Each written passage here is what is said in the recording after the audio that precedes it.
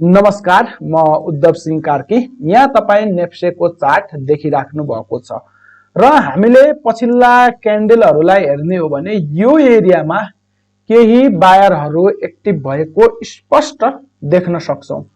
यो एरियामा बायरहरू आए अब हामीले इन्ट्री गर्नुपर्छ भनेर सोच्नुभन्दा पहिला यो एरियामा बायरहरू किन एक्टिभ भए भनेर बुझ्नुपर्ने हुन्छ।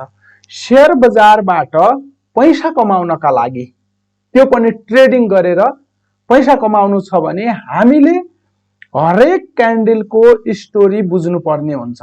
आज बजार बढ्यो भनेर खुसी हुने र भोलि बजार घट्यो भनेर दुखी हुनुभन्दा पहिला हामीले यो क्यान्डलले के भन्न खोजिरहेको छ, यसले के देखाइरहेको छ र विशेष गरी स्मार्ट मनीको इन्टेन्सन के छ, उनीहरू के गर्न खोजिरहेछन् भनेर बुझ्नु पर्ने हुन्छ। र यो एरियामा है हामीले यो एरियालाई हेर्ने हो भने यो एरियामा के देखिन्छ त, केही बायरहरू एक्टिभ भएको देख्न सकिन्छ। र यो एरियामा बायरहरू एक्टिभ भइरहँदा बायरहरू किन एक्टिभ भए भनेर हामीले बुझ्नु पर्ने हुन्छ। र जब बजार यो 2670 को एरियाबाट बढेर यो 2870 को एरियासम्म पुग्यो, यहाँ पुगिरहँदा बायरहरू एक्टिभ भएको एरिया कुन छ त, हामीले त्यो हेरेर हामी सपोर्ट कुन हो, रेसिस्टेन्ट कुन हो भनेर हामी पत्ता लगाउन सक्छौं। हामीले हेर्ने हो भने यो एरियामा यो जुन यहाँनिर तपाईं रेड क्यान्डल देखिराख्नु भएको छ, यो एरियामा स्मार्ट मनीले बाई गरेको देख्न सकिन्छ। र यसलाई हामीले एउटा स्मार्ट मनीको भाषामा भन्ने हो भने यो एरियामा के छ त, एउटा ओबी छ, यानी कि अर्डर ब्लक छ। र यो अर्डर ब्लक कस्तो अर्डर ब्लक हो त, बाइङ अर्डर ब्लक हो। तर अर्डर ब्लकमा आउने बित्तिकै हामीले बाई गर्ने हो त होइन, हामीले बजारलाई वाच गर्ने हो। यो अर्डर ब्लकमा आइसकेपछि बजार के गर्छ भनेर हेर्ने हो, हामीले इन्ट्री गरिहाल्ने होइन।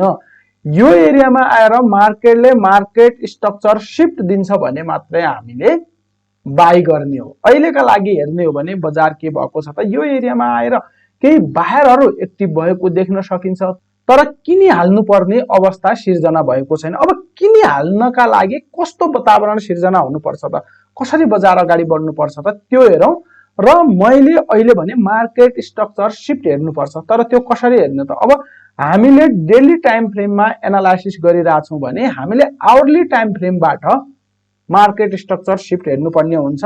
र नेपालको बजारका लागि हामीले 1 आवरको टाइम फ्रेममा मार्केट स्ट्रक्चर शिफ्ट हेर्दा चाहिँ अलि स्टेबल पनि हुने, राम्रो पनि हुने हुन्छ है। यसका लागि अब हामीले मार्केट स्ट्रक्चर शिफ्ट हेर्नका लागि अब मार्केट स्ट्रक्चर शिफ्ट भनेको के हो पनि बुझौं है। सबैभन्दा पहिला जस्तो बजार यसरी तल माथि गरेर घटिरहेको छ है, यसरी डाउन ट्रेन्डमा छ र अब एउटा एरियामा आएर बजारले चाहिँ यसरी एउटा हाई बनाउँछ र त्यसपछि यो तलको लोलाई ब्रेक डाउन नगरिकन अथवा त्यसकै आसपासबाट बढेर जुन यो फर्मेसन बनाउँछ, यो हाई जुन बनाएको छ त्यसलाई ब्रेक आउट गरेर माथि जान्छ भने त्यसलाई हामी मार्केट स्ट्रक्चर शिफ्ट भन्छौं।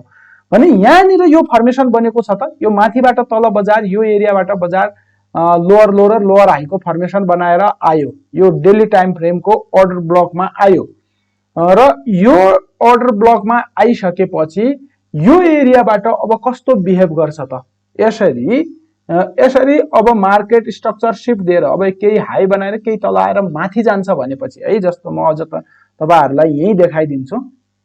अब यो एरियाबाट बढेर केही माथि गएर केही तल आएर यो फर्मेसन बनाउँछ भने, यदि यो एरियालाई ब्रेक आउट गर्छ भने 2820 को एरिया भन्दा माथि जान्छ भने के देखिन्छ त, मार्केट स्ट्रक्चर शिफ्ट हुने, केही बायरहरू एक्टिभ हुने देखिन्छ। तर अहिलेसम्म बजारमा चाहिँ बाई गरिहाल्नु पर्ने वातावरण सिर्जना भएको छैन, त्यो हामीले बुझ्नुपर्ने हुन्छ। र कुनै पनि स्टक किन्नुभन्दा पहिला हामीले रेफरेन्सको लागि मार्केटको डाइरेक्सन हेर्छौं, त्यसपछि त्यो सेक्टरको डाइरेक्सन हेर्छौं र अन्तिममा डिसिजन लिन्छौं किन्ने वा नकिन्ने भनेर। स्टक अहिले समग्रमा नेपालको शेयर बजारलाई हेर्ने हो भने के देखिन्छ त, अलिकति वेट एन्ड सी देखाइरहेको छ।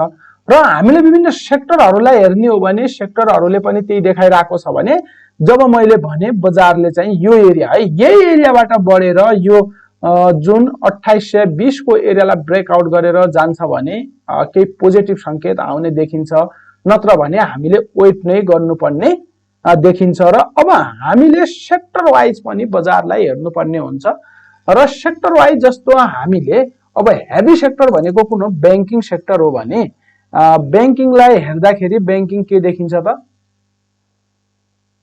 बैंकिङ अहिलेका लागि अब त्यस्तो एकदमै राम्रो देखिदैन, जस्तो नेप्सेको चार्ट छ त्यही तरिकाको बैंकिङ सेक्टर पनि देखिरहेको छ, सेम टु सेम, कति फरक पनि छैन है।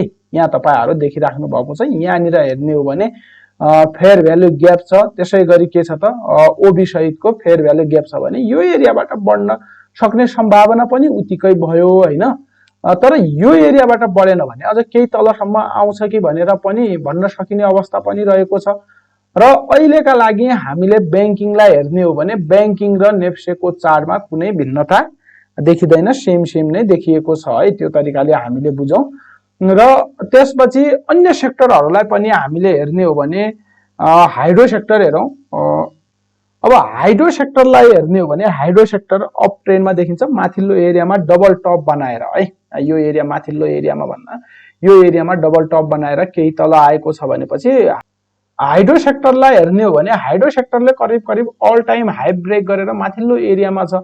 अब यो अल टाइम हाई ब्रेक गरेको यो एरियामा है अब हाइड्रोले कस्तो बिहेभ गर्छ त, यो माथिको लिक्विडिटी लिएर तल जान खोज्छ कि अथवा यो एरियालाई पनि ब्रेकआउट गरेर है, अब यो एरियामा आयो रिटेस्ट गर्न गएको छ, अल टाइम हाईलाई रिटेस्ट गरेर अब यो एरिया है अस्ति पुगेको 4150 को एरियालाई ब्रेकआउट गरेर माथि जान्छ भने हाइड्रो सेक्टरमा अझ राम्रो मुभ आउने देखिन्छ। तपाईहरुले यसलाई मध्यनजर गरेर हाइड्रोका स्टकहरु हेर्न सक्नुहुन्छ। यसका लागि सबैभन्दा पहिला त तपाईहरुले चाहिँ के हेर्नुपर्ने हुन्छ त, नेप्सेलाई हेर्नुपर्ने हुन्छ। नेप्से पोजिटिभ भयो केही मात्रामा भने हाइड्रोहरुमा चाहिँ एकदमै राम्रो मुभ आउने चाहिँ देखिरहेको छ। यो अर्को कुरा म तपाईहरुलाई के पनि भन्छु भने हाइड्रो सेक्टरले के गरेको छ, यो एरियाबाट गयो अल टाइम हाईको एरियालाई चाहिँ ब्रेकआउट गर्यो, माथिको लिक्विडिटी लियो, माथिको लिक्विडिटी लिइसकेपछि केही तल आयो, तल आइसकेपछि तल्लो एरियाबाट पनि बढेको छ र अहिले अल टाइम हाईकै माथि रहेको छ भने यो एरियाबाट बढ्ने सम्भावना राम्रो देखाइरहेको छ। र यहाँ घटिरहँदा त्यस्तो भोल्युम छैन भने बढ्दाखेरि चाहिँ केही राम्रो भोल्युम भएकोले चाहिँ अझै हाइड्रो सेक्टरमा केही आशावादी हुन सक्छौं हामी। तर अहिले नै एकदमै राम्रो जान्छ, एकदमै राम्रो बढ्छ भन्न सकिने अवस्था चाहिँ छैन, हेर्दाखेरि पोजिटिभ देखिएको छ। हस्त साथीहरु, अहिलेलाई यो भिडियो यति नै, बाँकी कुराहरु आउँदा भिडियोहरुमा गर्ने नै छौं। अब हामी निरन्तर भिडियोहरु अपलोड गर्दै जाने छौं। च्यानललाई सब्स्क्राइब गरी साथ दिनुहुन्छ भन्ने आशाका साथ अहिलेलाई छुट्टिन्छु। हवस् त, नमस्कार।